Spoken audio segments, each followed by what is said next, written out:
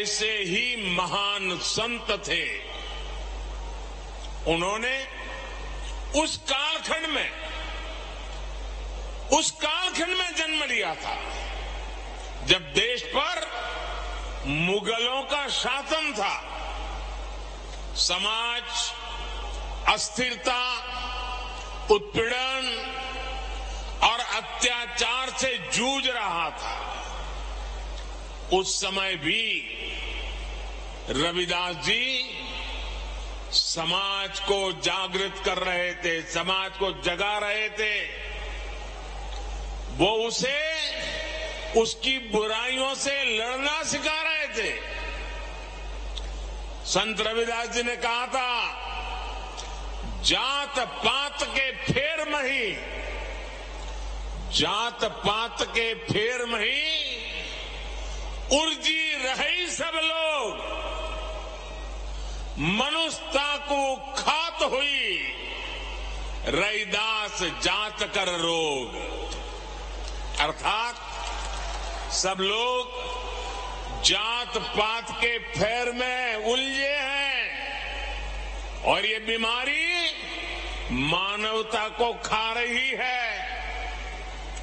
वो एक तरफ सामाजिक कुरीतियों के खिलाफ बोल रहे थे तो दूसरी तरफ देश की आत्मा को झकझोर रहे थे। जब हमारी आस्थाओं पर हमले हो रहे थे, हमारी पहचान मिटाने के लिए हम पर पाबंदियां लगाई जा रही थी, तब रविदास जी ने कहा था, उस समय मुगलों के कालखंड में ये हिम्मत देखिए, ये राष्ट्रभक्ति देखिए। रविदास जी ने कहा था, पराधीनता पाप है, जान लेहु रे मीत, रैदास पराधीन सो कौन करे है प्रीत। यानी पराधीनता सबसे बड़ा पाप है। जो पराधीनता को स्वीकार कर लेता है, उसके खिलाफ जो लड़ता नहीं है, उससे कोई प्रेम नहीं करता। एक तरह से उन्होंने समाज को अत्याचार के खिलाफ लड़ने का हौसला दिया था। इसी भावना को लेकर छत्रपति वीर शिवाजी महाराज ने हिंदवी स्वराज की नींव रखी थी। यही भावना आजादी की लड़ाई में लाखों लाख स्वाधीनता सेनानियों के दिलों में थी और इसी भावना को लेकर आज देश गुलामी की मानसिकता से मुक्ति के संकल्प पर आगे बढ़ रहा है। साथियों, रविदास जी ने अपने एक दोहे में कहा है और अभी शिवराज जी ने उसका उल्लेख भी किया, ऐसा चाहूं राज में, ऐसा चाहूं राज में, जहां मिले सबन को अन्न, छोट बड़ों सब सम बसे, रविदास रहे प्रसन्न। यानी समाज ऐसा होना चाहिए जिसमें कोई भी भूखा न रहे, छोटा बड़ा इससे ऊपर उठकर सब लोग मिलकर साथ रहे। आज आजादी के अमृत काल में हम देश को गरीबी और भूख से मुक्त करने के लिए प्रयास कर रहे हैं। आपने देखा है, कोरोना की इतनी बड़ी महामारी आई, पूरी दुनिया की व्यवस्थाएं चरमरा गई, ठप पड़ गई। भारत के गरीब तबके के लिए, दलित आदिवासी के लिए हर कोई आशंका जता रहा था, कहा जा रहा था कि 100 साल बाद इतनी बड़ी आपदा आई है, समाज का ये तबका कैसे रह पाएगा। लेकिन तब मैंने ये तय किया कि चाहे जो हो जाए, मैं मेरे गरीब भाई बहन को खाली पेट सोने नहीं दूंगा।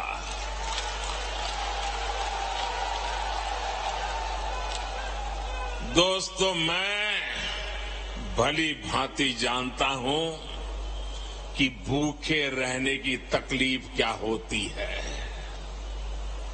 मैं जानता हूं कि गरीब का स्वाभिमान क्या होता है। मैं तो आपके ही परिवार का सदस्य हूं। आपका सुख दुख समझना मुझे किताबें नहीं ढूंढनी पड़ती। इसलिए हमने प्रधानमंत्री गरीब कल्याण अन्न योजना शुरू की।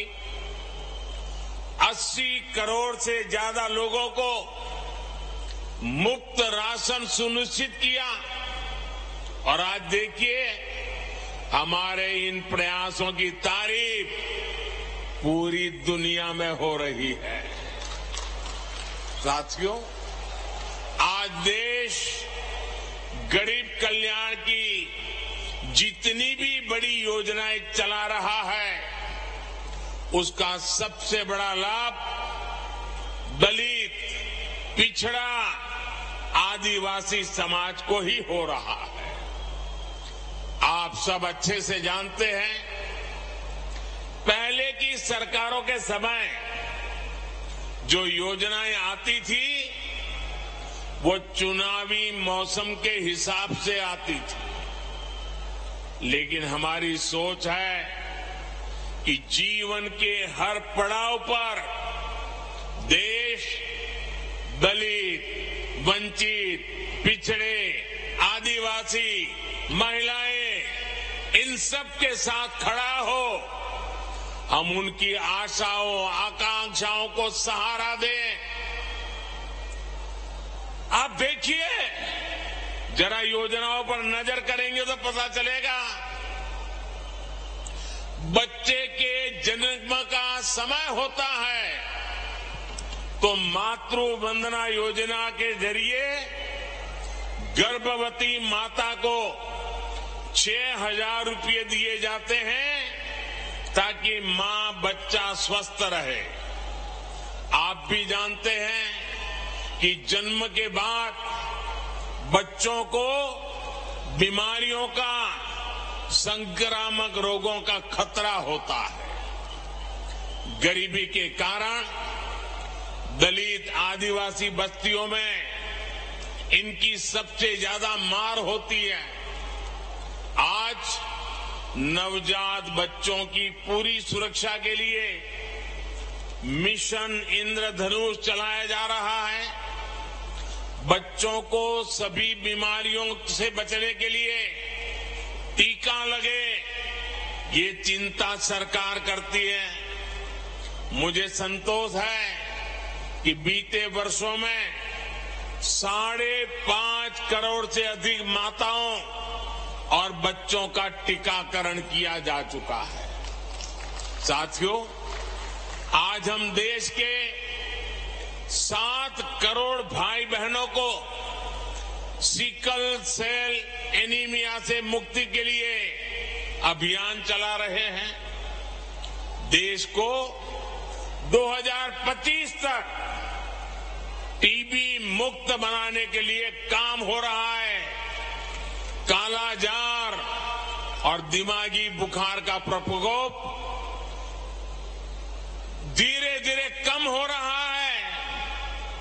इन बीमारियों से सबसे ज्यादा दलित, वंचित, गरीब परिवार वही इसके शिकार होते थे। इसी तरह अगर इलाज की जरूरत होती है तो आयुष्मान योजना के जरिए अस्पतालों में मुफ्त इलाज की व्यवस्था की गई है। लोग कहते हैं मोदी कार्ड मिल गया है, 5 लाख रुपए तक अगर कोई बीमारी को